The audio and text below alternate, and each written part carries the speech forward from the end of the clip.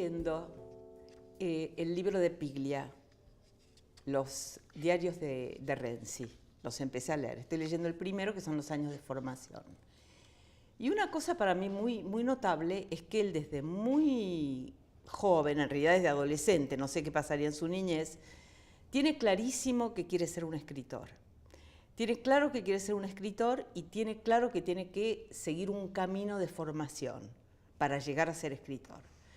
Decide finalmente estudiar historia, pero ocuparse de literatura. Y lee como un desaforado y ve cine y, digamos, tiene una actividad intelectual muy intensa y está toda dirigida hacia este objetivo que ya tiene muy definido, que es ser escritor. En tu caso, ¿fue así? ¿Tenías decidido ser una escritora? No, para nada. De manera consciente no, pero hoy retroactivamente puedo ver todo un caminito. Yo crecí en una casa multicultural, ¿no? ¿Cómo es eso? Explicarlo de multicultural. Mi papá es japonés, sí. Vino de Japón y se casó con mi mamá. Y que es una es porteña, argentina, no porteña. Necochense. Así que una cruza japonés. Que nunca había visto un japonés. Entonces, y el primero que vio se enamoró. Era como una casa de intercambio cultural. Claro. Y entonces había como una fascinación. Los dos son personas muy lectoras, con muchas inquietudes culturales. ¿Y cómo empezó esta fantasía de escribir? ¿Cómo empezaste? ¿Qué fue lo primero que escribiste? Yo escribí toda la vida, desde que tenía 6 años escribía. ¿Y cuándo empezó a ser una actividad más intencional, digamos, como con más conciencia de la escritura? ¿O como con más fantasía de que tal vez lo que te gustaba era escribir o ser escritora? Yo me di cuenta que podía hacer algo, que podía ser escritora o algo parecido. A los 40 años tuve un bebé. Me separé y mi vida era solamente ir del trabajo a casa, de casa al trabajo. Como que perdí muchas otras actividades que tenía. Una de las cosas que hacía aparte de ir a mi casa y al trabajo era ir al supermercado. Ahí una vez encontré un concurso literario de la revista del supermercado. Y había un primer párrafo muy malo que había que continuar en un cuento de una página. Y me resultaba muy atractivo el premio. Un carrito lleno de mercadería, ¿no? No, eran el primer año de mi bebé, o sea, bueno, el premio era unos días en un spa. Ah, no, era buenísimo. Entonces me resultaba era mucho muy mejor atractivo que el carrito. Sí. Bueno, ahora no sé, ahora un carrito lleno sería espectacular, ¿no? Entonces, escribí ese cuento. Me gané el concurso. Entonces, ¿te fuiste al spa? No me fui al spa al No. final, no. Entonces, yo pensé que iba a retirar mi premio, un voucher así por el supermercado, y no, y me invitaron a una fiesta en el Sheraton y todo muy paquete, muy ceremonioso. Y las personas que ganaron el segundo y tercer premio escribían. Y todos me preguntaban hacía cuánto que yo escribía. Y ahí empecé a pensar, tal vez puedo escribir. Porque yo decía, no, yo no escribo. Y mi mamá estaba leyendo a la profesora de español. Y me dijo, si vas a buscar maestro, busca a Inés Fernández Moreno. Y ahí te llamé. Bueno, a mí en particular, lo que pasó con vos en el taller, en ese momento había un grupo que era bastante extenso, y yo me acuerdo de la sorpresa que fue recibir tu primer texto, porque yo les di un ejercicio que era muy sencillo. Era, bueno, si tenés algún tipo de inconveniente cotidiano, no encontrás la llave, o se te rompe una taza, o se te rompe el cierre de la pollera, bueno, ¿cómo enfrentás ese inconveniente y cómo lo resolvés? Y vos trajiste a la semana siguiente un cuento.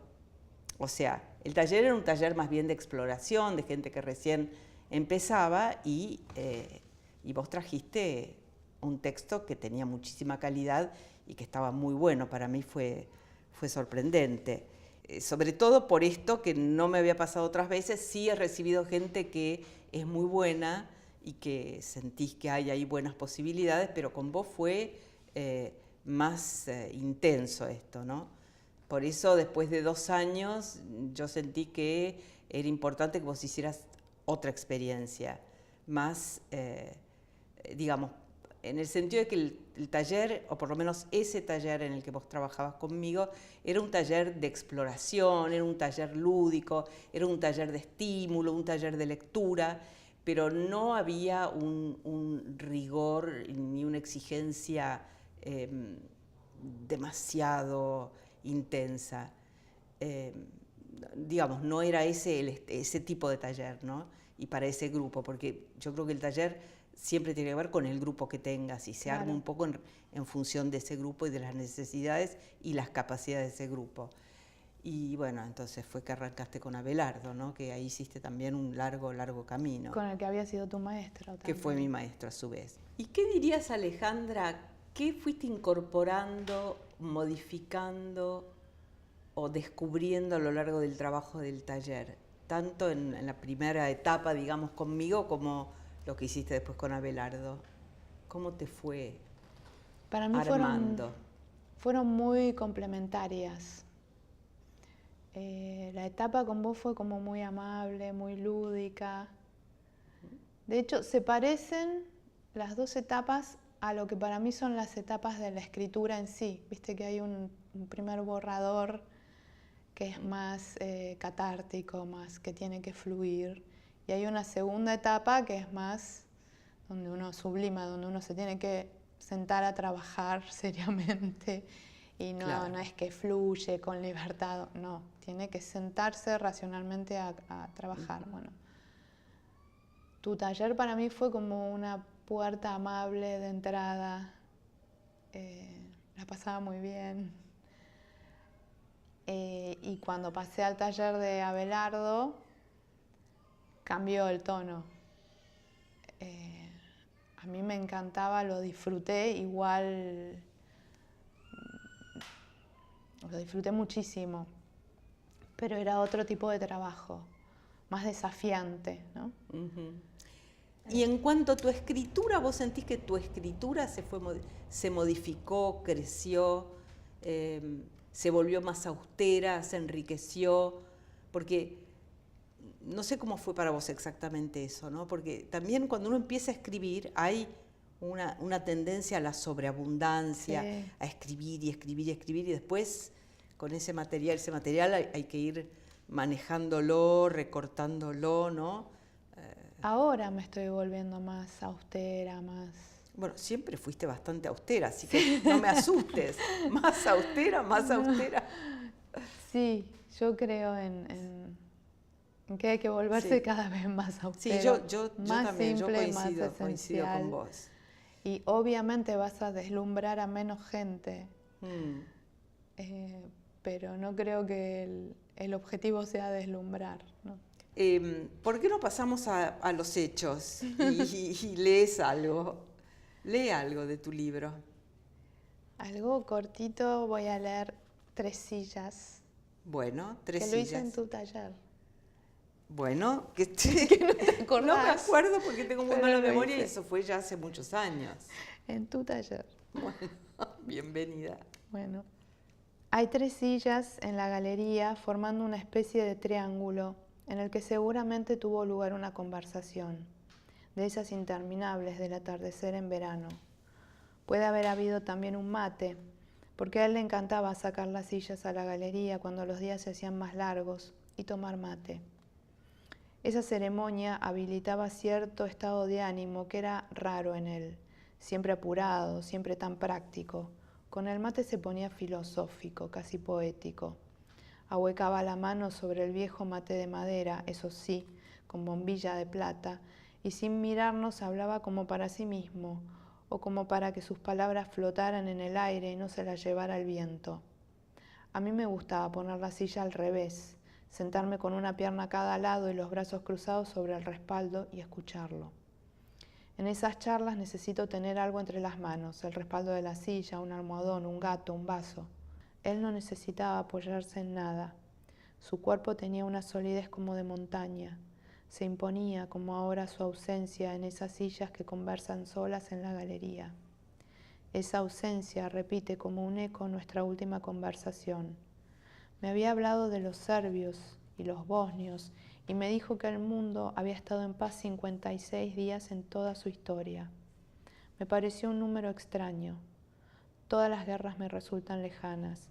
Él dijo que en tanto hubiese alguien en guerra, mi paz no iba a estar completa. Siempre decía frases que parecían ponerme en evidencia, no tanto frente a él como frente a mí misma. Me acerco a las sillas, como si me acercara a un grupo de gente que conversa, con ese sutil temor de interrumpir en el momento justo, como si se tratara de la entrada de un instrumento a la melodía que ya está tocando la banda. Entrar sin que se note es cuestión de ritmo, pero entrar en el silencio es imposible. Y así me quedo un rato, sola entre las sillas. No me atrevo a sentarme, sería como sentarme encima de alguien. Sin pensar, y como tantas otras veces, haciendo lo que se supone que debo hacer, acomodo las sillas.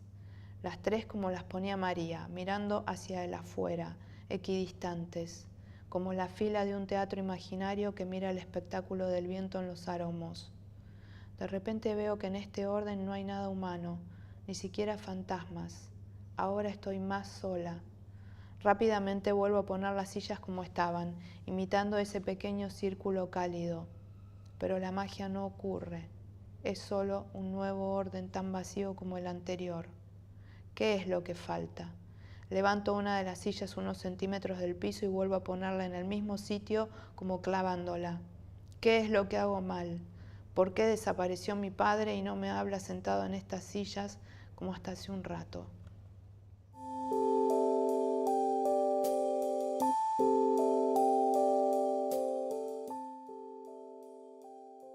Me llamo Inés Fernández Moreno y soy escritora y también trabajo organizando talleres. Hace ya casi como 20 años que organizo talleres. Respecto de mis talleres, en general he trabajado con gente que recién empieza a escribir o que escribe pero poco, y entonces me he concentrado más bien en un trabajo de exploración, de lectura y de exploración, porque evidentemente sin lectura no hay escritura. Entonces son talleres abiertos de carácter más bien lúdico y experimental. Después también trabajo con gente en un nivel de mayor desarrollo, digamos con aquellos que ya tienen un proyecto, pero en ese caso ya se trata de un trabajo más individual, donde se pone más el énfasis en la escritura, ¿no? Así que, bueno, esa es un poco mi experiencia, y en cuanto a esta pregunta que se suele hacer tanto respecto de si sirven o no los talleres literarios para escribir, lo que puedo decir es que hay quienes van a escribir y quienes no van a escribir, y que eso no depende en realidad del taller. El taller es un impulso. Pero lo que seguro sucede en un taller es que hay un nivel de reflexión muy interesante y muy rico siempre alrededor de la literatura.